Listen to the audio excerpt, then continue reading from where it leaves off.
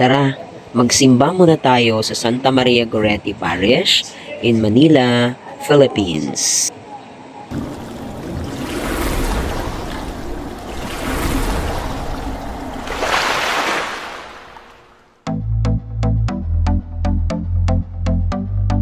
Sa puntong ito, nandito kami naghihintay para magpamisa habang sinasamantala namin yung pagkakataon na nandun tayo sa Pilipinas.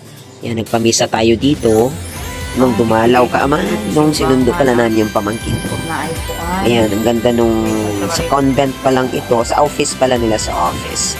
Ayan, meron siyang, meron ditong statwa ng isang priest. Don Bosco priest yata yun.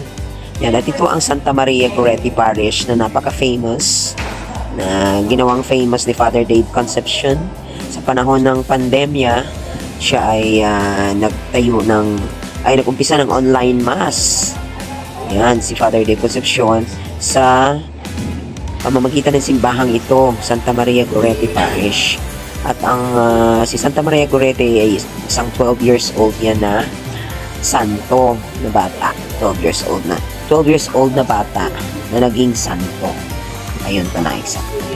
And then, ayan, sinamantala ko ng pagkakataon na manguha ng kahit na ng short video para dito sa Santa Maria Goretti Parish. Tapos, na-met namin dito si Father Jason na siyang pumalit kay Father Dave Concepcion na yan, nakuha pa namin nagkaroon kami ng chance na magpa-picture at makakuha ng video rin kay Father Jason Nagurta, ang pumalit na parish priest nitong Santa Maria Goretti Parish. Ito ang ating kanilang mga mahalagang mga images dito sa Santa Maria Goretti Parish. Ayan, maganda siya. Ayan, habang nagkukuha ng picture, habang nagpipray, ako naman busy sa pagba-vlogs.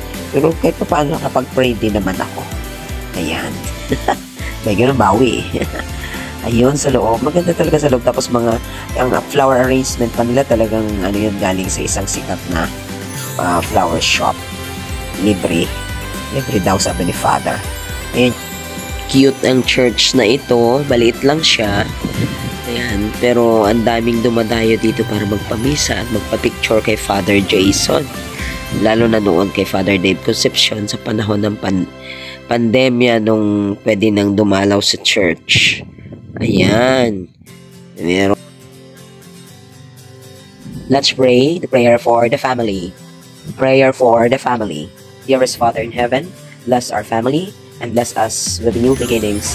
Smile upon our parents and surround our children with a soft mantle of your love. Teach every child of ours to follow in your footsteps, Lord, and to live life in the ways of faith, hope, and charity. We ask this through Christ our Lord. Amen. Our Father in heaven, holy be your name. Your kingdom come, your will be done on earth as it is in heaven. Give us this day our daily bread, and forgive us our trespasses, as we forgive those who trespass against us. And lead us not into temptation, but deliver us from evil. Amen. Hail Mary, full of grace, the Lord is with you. Blessed are you among women, and blessed is the fruit of your womb, Jesus. Holy Mary, Mother of God, pray for us sinners now and at the hour of our death. Amen. Glory be to the Father, and to the Son, and to the Holy Spirit, as it was in the beginning, is now, and ever shall be, world without end. Amen. For yours is the kingdom, the power, and the glory, now and forever. Amen. Thank you for watching, everyone. Glory to God.